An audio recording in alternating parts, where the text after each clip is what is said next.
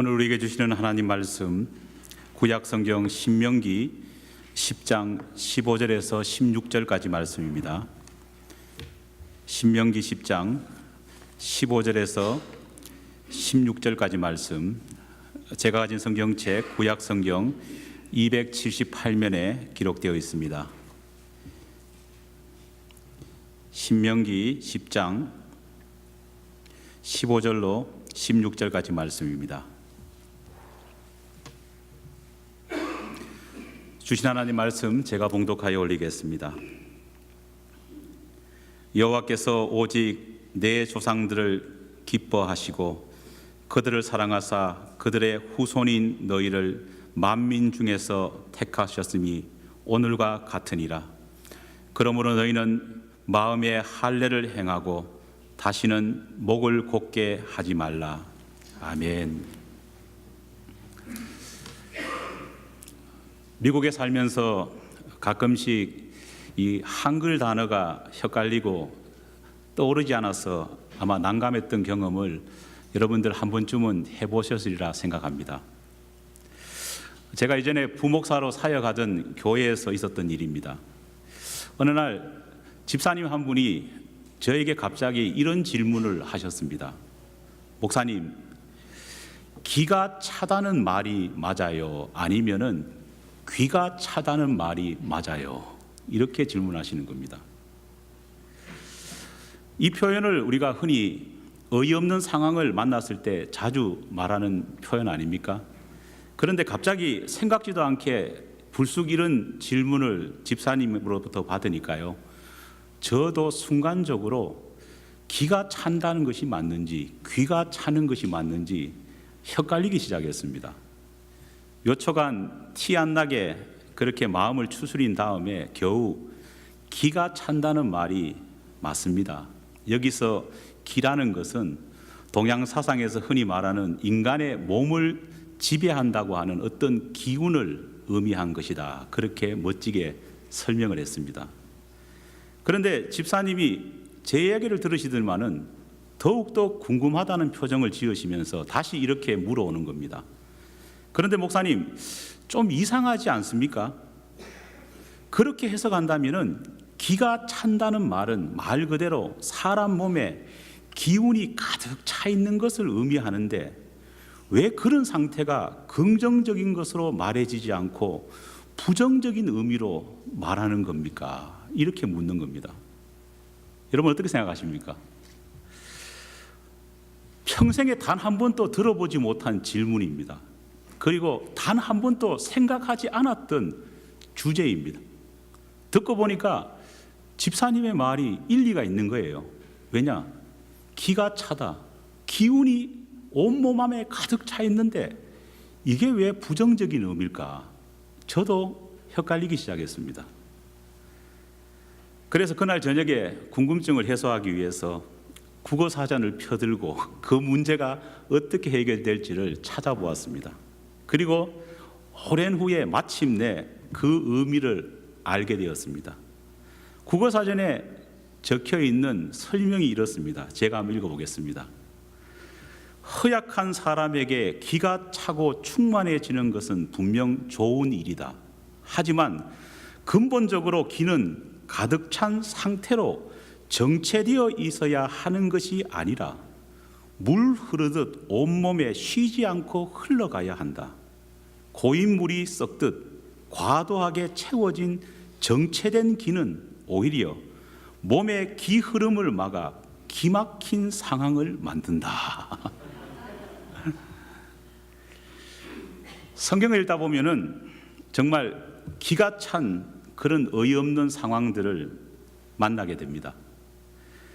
자신을 창조하신 아버지 하나님, 날마다 동행하면서 깊은 교제를 나누었던 이 아담과 하와가 어느 날 불쑥 찾아온 사단에게 힘없이 유혹당해서 하나님을 배신해버리는 모습, 정말 기가 찬 상황 아닙니까? 수많은 권력 암투 속에서 자신을 지켜주고 왕의 자리까지 오르게 해주신 그 하나님을, 게다가 왕에 오른 다음에 왕의 직무를 잘 수행하라고 부귀는 물론 지혜까지 주신 그 하나님을 이방 여인의 치마폭에 쌓여서 헌신짝처럼 버려버리는 솔로몬의 모습을 볼 때에도요, 참 기가 찹니다. 하지만 성경에 나오는 수많은 기가 찬 사건들 가운데에 단연 으뜸이 되는 사건은 출애굽기 32장에 기록된 아론과 이스라엘 백성들이 모세가 자리를 비운 틈을 타서 저지른 금송아지를 만든 사건이 아닐까 생각을 해봅니다. 그것은 정말 기가 찬 사건입니다. 왜냐하면요, 그 사건이 일어날 때에 말 그대로 이스라엘 백성과 아론은 기운이 충만한 그런 상태였기 때문입니다. 금송아지 사건이 일어나기 전에 온 이스라엘 공동체는요, 그야말로 영적으로 충만한 상태였습니다. 하나님께서 애굽의 압제에서 그들을 구하시기 위해서 행하신 10가지 재앙은요, 이스라엘 백성 한 사람 한 사람이 결코 잊어버릴 수 없는 구원의 경험을 그들에게 주었습니다. 게다가 출애굽 이후에 겪게 되는 최대의 위기, 홍해 앞에 섰을 때에 애굽의 군대가 쫓아오는 그 상황 가운데서 하나님께서 그 바다를 갈라서 그들이 걸어서 바다를 건너게 하신 그 기적의 사건은요, 누구도 부인할 수 없는 집단적인 영적인 체험의 그런 사건이었습니다. 그리고 출애굽 여정을 시작한 지 1년 만에 시내산 아래에 도착했을 때에 이미 그들은 그 1년간의 과정 가운데에 살아계신 하나님께서 베푸신 기적과 역사를 얼마나 많이 체험한 그런 사람인지 모릅니다. 심지어 그들은 매일 아침마다 만나를 통해서 보여주시는 하나님의 끊임없는 기적과 영적인 기운이 그들의 가운데에 충만해 있는 그런 상태였습니다. 그런 그들이 모세가 하나님과 회담하기 위해서 잠시 자리를 비운 단 40일 만에 1년간 지속되어 왔던, 아니 400년간 지속되어 왔던 그 하나님의 놀라운 기운을 일시에 쏟아버린 그러한 사건은요, 정말 이스라엘 백성들이 일시에 의미 잃은 병아리 마냥 그렇게 변해버린 것하고 똑같은 상황입니다. 정말 기가 찬 상황이 아닐 수 없습니다. 무엇이 그렇게도 영적인 기가 충만했던 그들을 이렇게 일시적으로 완전히 일시에 무너뜨려 버릴까요? 과연 이스라엘 공동체에겐 어떤 근본적인 문제가 있기에 이처럼 어처구니 없는 상황을 그들이 만들어낸 것일까요? 1차 가나안 정탐 이후에 믿음을 상실한 10명의 정탐꾼의 보고를 받고 부하내동한 죄로 인해서 이스라엘 백성들은 40년간 광야에 혹독한 하나님의 심판을 받지 않습니까? 심판을 받은 이후에 새로운 세대가 태어나서 그 새로운 세대와 함께 가나안 입성을 앞두고 모세는 모든 이스라엘 백성들을 다시 불러 모은 다음에 그들이 가졌던 신앙의 문제점을 지적합니다. 그것이 바로 오늘 읽었던 본문 신명기 10장 15절로 16절 말씀입니다. 여호와께서 오직 내 조상들을 기뻐하시고 그들을 사랑하사 그들의 후손인 너희들을 만민 중에 택하셨음이 오늘과 같으니라. 그러므로 너희는 마음에 할례를 행하고 다시는 목을 곧게 하지 말라. 할렐루야. 여기서 주목해야 할 것은요, 하나님께서 이스라엘 백성을 택하신 이유입니다. 그 이유를 하나님께서는 그들을 사랑했기 때문이라 그렇게 말씀하십니다. 하나님께서 먼저 그들을 사랑했고 이스라엘 백성 역시도 그러한 하나님을 사랑했던 겁니다. 그리고 이 사랑은 다시 가나안 입성 준비를 앞둔 이 세대 가운데에, 새로운 세대 가운데에 가장 중요한 신앙의 요소가 되어야 된다고 모세는 알려주고 있습니다. 그런데 이 말에서 우리말 성경에 보면은 사랑이라고 번역된 이 단어, 이 히브리어 단어가 하사크라고 하는 말을 사용하고 있습니다. 히브리어 하사크라는 말은요, 밧줄로 잡아맨 사랑, 서로 사랑의 끈으로 완전히 꼼짝달싹 못하도록 묶여진 속박된 사랑을 의미합니다. 모세의 인도로 애굽 땅 람셋을 떠난 장정만 60만, 정말 출애굽 여정에 참여한 모든 사람들을 계수한다면요, 적어도 200만은 된 그 많은 인파가 얼마나 이 하사크적인 사랑을 가지고 있었을까요? 출애굽 이후에 1년 가까이 하나님의 은혜와 기적을 목격했던 이스라엘 백성들 가운데에 과연 시내산 아래에 도착했을 때에 이 하사크의 사랑을 가졌던 사람은요, 몇 명이나 됐을까요? 안타깝게도 하나님과 밧줄로 잡아맨 것처럼 단단한 사랑을 주고받고 사랑의 끈으로 완전히 속박된 믿음을 주고받았던 사람은요, 시내산 그 정상을 올랐던 모세 말고는요, 단 한 명도 없었다는 겁니다. 말 그대로 99.99%의 사람들은요, 하나님 곁에서 하나님의 기적과 은혜를 목격하고 체험하며 살아온 것처럼 보였지만은 정작 그들은 하나님께 자기 자신을 완전히 묶는 사랑을 했던 것이 아니라 실상은요, 하나님이 아닌 모세를 사랑했다는 것을 우리는 그들의 허물어지는 모습을 통해서 볼 수 있습니다. 사랑하는 여러분, 하나님이 아닌 다른 것에 의존하는 신앙, 하나님이 아닌 다른 것에 묶여진 사랑은요, 아무런 힘도 발휘할 수 없습니다. 하나님께서 명령하시고 기대하신 믿음과 사랑은요, 하나님 대신 다른 어떤 것에 묶여지고 매여지는 것이 아닙니다. 우리의 욕망과 기대, 꿈들, 그것들이 하나님의 자리에 대신할 수는 없는 것입니다. 마치 영적인 기운이 가득 채 보이는 그런 사람이라고 할지라도 물질이나 자녀, 지위나 감투, 다른 어떤 것이 사랑의 대상이 되어버린다면요, 그것은 말 그대로 정말 기가 찬 상황이 될 수밖에 없다는 겁니다. 여호수아 1장 6절 말씀을 여러분들이 기억하실 겁니다. 이스라엘의 새로운 지도자가 된 새로운 세대와 함께 약속의 땅 가나안으로 이제 나아가야 될 여호수아를 향해, 가나안 정복의 꿈을 이루어야 될 그 여호수아에게 하나님께서는요, 이런 말씀을 하십니다. 뭐라고 말했을까요? 강하고 담대하라. 너는 내가 그들의 조상에게 맹세하여 그들에게 주리라 한 땅을 이 백성에게 내가 차지하게 하겠다.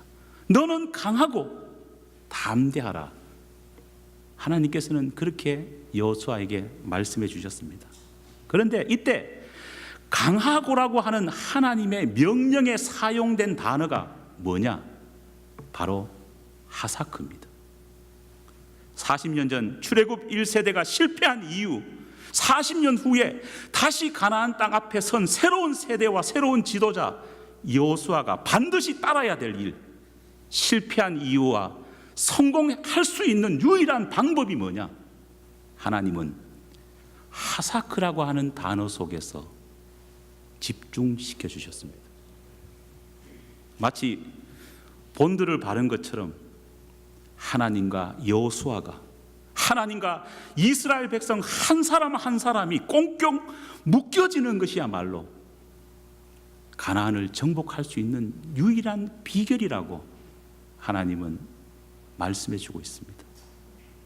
나머지 것, 다른 허망한 것에 아무리 자기 자신을 묶는다고 할지라도, 심지어는 하나님이 아닌 모세와 같은 그런 하나님의 대리자에게 자기 자신을 묶는다 한들 그것은 아무것도 아니라는 겁니다. 오직 예수 그리스도, 우리 하나님께 묶여질 때에만 진정한 신앙의 능력과 결과가 나타난다는 겁니다. 하나님께서는 그것만이 세상을 이길 수 있는 유일한 길이라 말씀하고 있습니다. 사랑하는 여러분, 영적 기운이 충만히 채워지는 그 자체가 중요한 것이 아닙니다. 나에게 가득한 영적인 기운이 나와 단단히 묶어져 있는 하나님께 흘러가고, 또 마치 포도나무 가지처럼 하나님이 주시는 그 성령의 기운이 나에게 흘러 들어와서 순환될 때에만이 긍정적인 기찬 인생이 될 수 있습니다. 그렇지 않고서는요, 기가 찬 인생이 되지만 순환될 때에만 기찬 인생이 될 수 있습니다. 설교를 준비하고 마지막에 원고를 탈고 하는데 문득 이런 생각이 들었습니다. 오늘 집에 가서 또 찾아봐야 될 겁니다. 기찬 인생에 비슷한 말이 또 뭐 있을까요? 경상도 말로 기똥찬 인생이 있습니다. 이거는 또 왜 똥이 들어갔을까? 오늘 밤에 한번 국어사전을 찾아봐야 될 것 같습니다. 사랑하는 여러분, 여러분의 신앙과 삶은 어떠합니까? 누구에게 묶여져 있습니까? 하나님과 예수 그리스도 앞에 사랑과 믿음으로 하삭 묶여지지 않는 영혼에게는 아무런 가능성이 없다는 것을 기억하고 우리 하나님과 예수 그리스도의 그 너른 품에 안기고 묶여지는 그런 여러분이 되기를 간절히 축원합니다. 오늘 새롭게 결혼한 우리 미나, 마이클, 우리 부부 가운데도 동일한 말씀을 전합니다. 나중에 트랜슬레이터 해주십시오. 하사크, 하나님 안에 묶여지지 않으면요 6개월 안에 싸웁니다. 그리고 한 3년 안에 갈등이 생깁니다. 하나님 안에 묶여질 때 하나님이 창조하시고 하나님이 만드신 결혼이기 때문에 그 가운데 정말 본드 같은 사랑과 믿음의 가정이 될 수 있다는 것을 기억하는 우리 새로운 신랑 신부가 되기를 간절히 축원합니다. 기도하겠습니다. 하나님 아버지 감사합니다.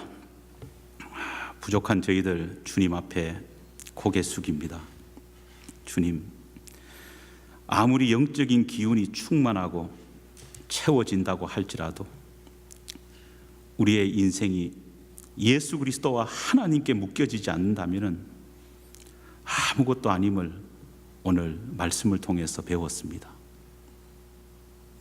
수많은 기적과 이적을 체험한 이스라엘 백성이라고 할지라도 하나님께 묶여지지 않고 인간이 가지고 있는 욕망과 다른 것에 묶여지고 심지어 하나님의 대리자고라고 하는 모세에게 묶여졌을 때에 그들의 신앙은 너무나도 기가 찬 신앙이 되고 말았습니다. 바랍니다. 우리 모두가 하사크, 하나님 예수 그리스도께 온전히 묶여지고 주님과 함께 교류할 수 있는 신앙이 될 수 있도록 도와주시옵소서. 미사오며 예수님 이름으로 기도합나이다.